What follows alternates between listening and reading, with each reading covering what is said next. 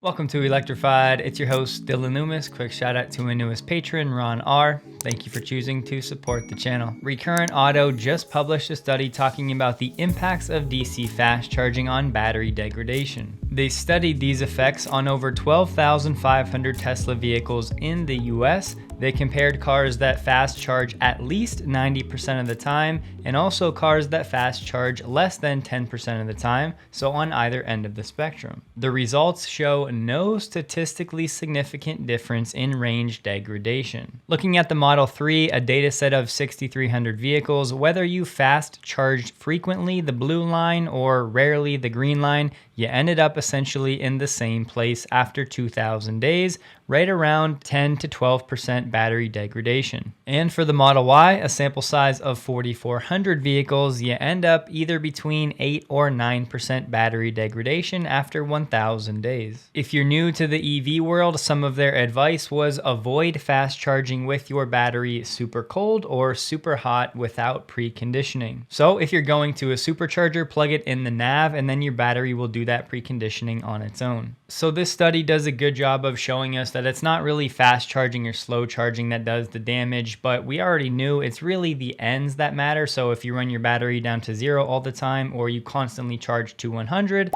that might be where you can increase the battery degradation. In North Carolina, Duke Energy Utility is rolling out an interesting pilot program for electric vehicle owners. Duke Energy has partnered with GM, Ford, and BMW. This pilot will allow residential customers in North Carolina to use up to 800 kilowatt hours per month to charge an EV at home for a fixed monthly fee of $20 or $25 depending on location. And they're saying in these regions, the average EV driver uses less than 15 kilowatt hours on any given day, so that monthly limit should be plenty enough. This one-year pilot program launches November 1st this year. It sounds like the two main goals of this program would be 1, predictable rates for these EV owners, and then 2, ensuring that these EV owners are not charging during peak hours if they can avoid it, and there will be some features like scheduling your charging sessions as well. Today's a big day as it has become official that hardware for Tesla vehicles are now getting FSD Beta for the first time.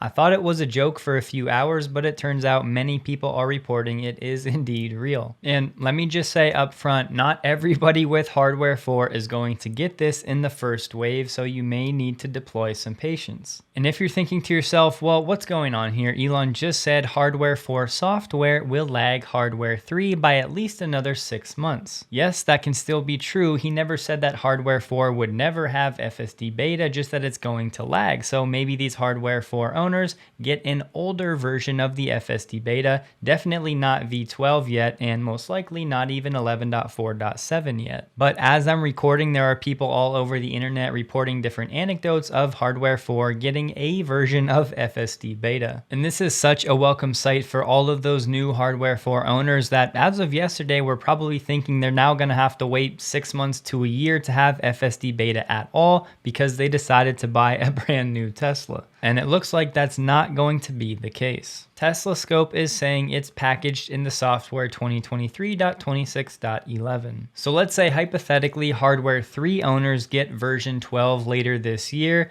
Maybe hardware 4 owners don't see version 12 until summer 2024. There's that 6-month lag. But at least in the interim, both hardware 3 and hardware 4 vehicle owners will have some variant of FSD. Celebrating the 10-year anniversary of the first superchargers installed in Norway, Tesla Europe is now offering free supercharging in all of Europe today to all EVs. We got the Tesla China weekly insurance data and 17,000 for Tesla. Plugging that data in for week 8 of quarter 3, if you wanted to compare it to the same week in quarter 2, that number was 12,800. So looking at the first 8 weeks of quarter 3, we now sit at 89.2 thousand compared to the same first 8 weeks in quarter 2 where we were at 79.8 thousand, so ahead of pace. Going all the way back to the end of October last year, there were only 3 other weeks where the reading was higher than that 17,000. So yeah, it's just 1 week, but it's the 4th best week in almost 1 year, especially ahead of the election.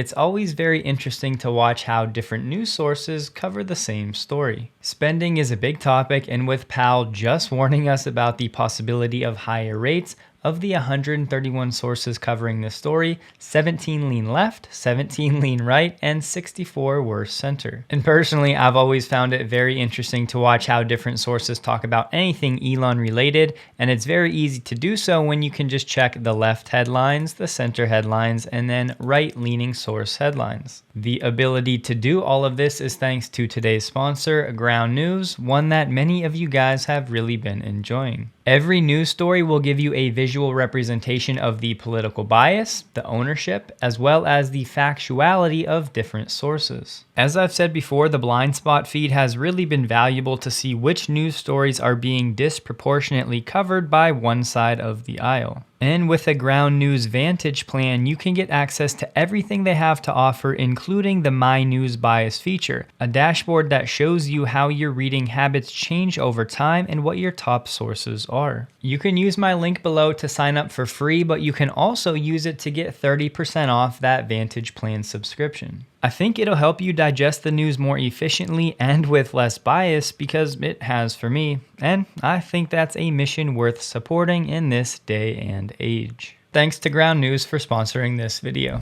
I know this is tough to see, but Business Korea's formatting is subpar. Either way, they said Samsung is said to be the favorite to win Tesla's order for Hardware 5. We talked about this before, but they're just reiterating what we've heard. They're planning to use a 4 nanometer process for Hardware 5. And they say Samsung is already supplying Tesla with a 14 nanometer process FSD chip. They're actually referring to Hardware 3, which was what replaced Hardware 2 that was on NVIDIA's Drive PX2 platform. And I'm pretty sure, but not positive, that Hardware 4 is on a 7 nanometer process, so Hardware 5 looking to go even smaller, which is more efficient and faster. And for anyone new, Tesla is designing their hardware chips, but then they're actually manufactured by companies like Samsung or TSMC. People ask, why doesn't Tesla just make or manufacture their own chips? Well, just look into what it takes to build a fab or a fabrication plant, and you'll understand why they don't do that. And just touching on what Ross said about Tesla doesn't have anything like NVIDIA's H100 chips,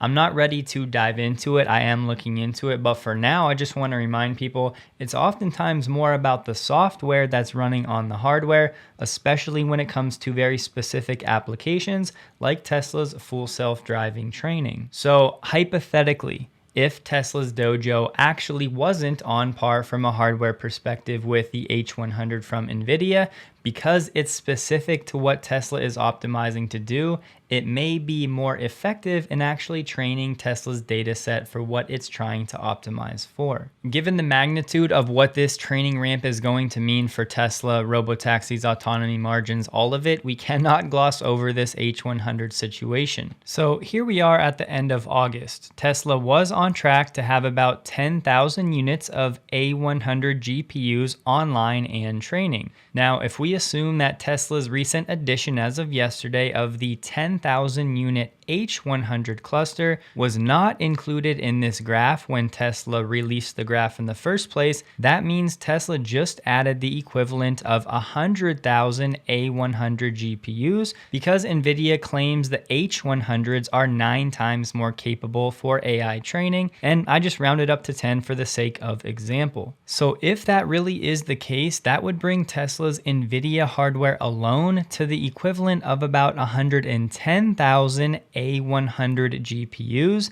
and then wherever Dojo is at on the ramp process, bringing that online. And I still saw a lot of people over the weekend saying, well, the V12 drive wasn't that impressive, I don't know what the big deal is. It really has nothing to do with the drive itself and everything to do with the underlying architecture that Tesla has moved to. So from here, going forward, Tesla should, in theory, be able to iterate and train at a much faster pace than it has to date. One, because it removes all of that manual code and all of those heuristics, and then two, because it has much more compute power actually online with the H100 cluster and Dojo ramping as well. And not to mention the fleet continually growing and testers globally operating, gathering the best data, which is part of why I'm now guessing that we see a robotaxi in operation somewhere in the United States Q1 of 2025, if not sooner. Responding to Jenny asking how do you watch X videos on a Tesla, Elon said, "We will make an app allowing you to see the latest from X on your car screen." Esther said Project Highland has been spotted in Europe for the first time, but I don't think that's accurate. You may recall earlier this month, one was spotted in Spain. Despite that technicality, this appears to be the first time in Germany. Just in case any of you Aussies are in New South Wales, Victoria, Southeast Queensland, or South Australia, you may be able to get up to $3,800 off a Tesla Powerwall, but only through September 15th. Part of the incentive is for joining Origin's VPP program, but this will be below if you want to learn more. Redwood Materials just raised $1 billion in a Series D, and they plan to continue building capacity, expanding the domestic battery supply chain, and allowing customers to purchase battery materials made in the US for the first time, a big milestone. Redwood has now raised nearly $2 billion of equity capital, along with that $2 billion loan from the DOE. In case you heard about Toyota's production system malfunction this week where there was a glitch and it prevented them from ordering components, well, that's apparently been solved. They'll restart operations at assembly plants across Japan today. Cruise is adding another city to its list. This time around, it's Seattle, Washington, where they will deploy a small fleet of piloted vehicles. This phase is just for testing and gathering, and Seattle will join Charlotte, North Carolina, Atlanta, Georgia, Miami, Florida, Nashville, Tennessee, and Phoenix, Arizona. Cruise is also doing testing in 3 cities in Texas: Austin, Dallas, and Houston, of course, in addition to San Francisco. Cruise now estimates it's covering more than 1 million driverless miles per month, and cumulatively has crossed 4 million driverless miles. But think about it. You have Cruise with about 400 vehicles in total going to select cities gathering data manually versus Tesla with 4 million vehicles in its fleet gathering data globally, actually in more countries than Cruise is in cities. And look, I want Cruise and Waymo to succeed. The more options for customers, the better. But to anybody that thinks Cruise and Waymo are playing the same game as Tesla, in my humble opinion, they're just uneducated on what's really going on. And that doesn't even touch on any of the added costs that a strategy like this with LiDAR, radar, sensors actually adds. If you guys want to watch a case study on SPAC nonsense, here is a great one we'll be reading about in history books. Vinfast, currently over $100 billion market cap after selling about 7,400 EVs in all of 2022. BYD released its Q2 numbers and their net income came in at $930 million for the quarter. Tesla's GAAP net income for Q2 was $2.7 billion. BYD's management has a target of selling 3 million EVs this year, so maybe about half of those are full BEV, which would put them around 1.5 million full battery electric vehicles for 2023. BYD's gross margins are holding steady between 15 and 20% this year, but remember, BYD does a lot more than just make vehicles. However, don't forget, on the vehicle front, BYD has added 2 luxury EV brands, Yang Wang and Fang Chang Bao, which has vehicles that sell over the 1 million yuan mark, which is about 140,000 US dollars,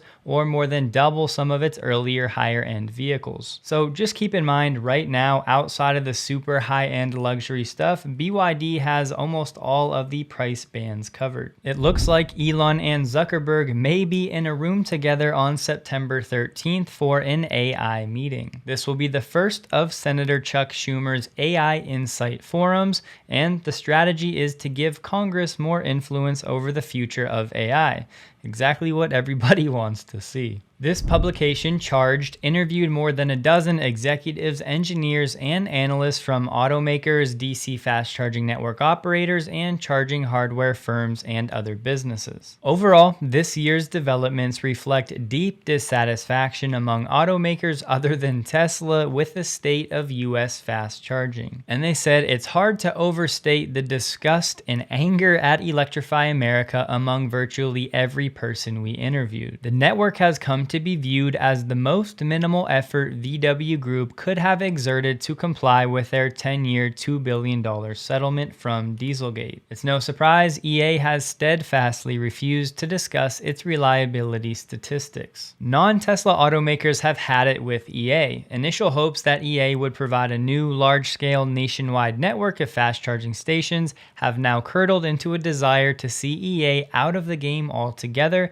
with lots of bad blood directed at the VW Group. Tesla aside, all networks are perceived to be more focused on getting new stations in the ground and photo ops with politicians and government money than funding operations and maintenance. One person they spoke to said, "I have $18 million to build new EV chargers and $0 to fix the broken ones previously deployed." One engineer and one executive even suggested VW deliberately did a subpar job. Remember Dieselgate? Fool me once, shame on you, fool me twice. Would it really surprise any of us if internally VW was out to sabotage the entire EV movement so they can just rest on their ICE laurels? Sadly, it really would not surprise me. Interesting development in China. Sinopec, the country's top oil refiner, is now predicting peak gas. It's now expecting gasoline demand in China to peak this year, 2 years earlier than its previous outlook. For some context, in China, August data is telling us that plug-in vehicles have a 38% of new passenger vehicle sales. And they said well over 5% of the passenger vehicle fleet is now either BEV or plug-in hybrid.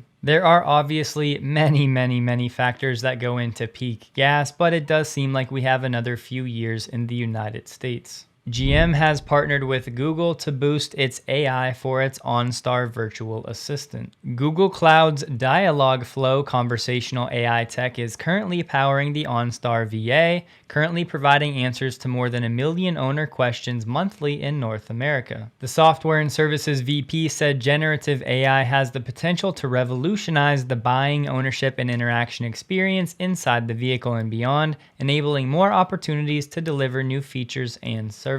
For now though, it's still mostly navigation or answering some questions about GM's products. Ford Pro is rolling out some new commercial chargers, both AC and DC, 2 options for each. The goal here is really to integrate seamlessly with Ford's existing telematics and charging software. Don't forget, check out Ground News below if you're interested, and if you opt for a paid option, you should be able to afford it pretty easily after today. Hope you guys have a wonderful day. You can find me on X and Instagram linked below. Please like the video if you did, and a huge thank you to all of my Patreon supporters.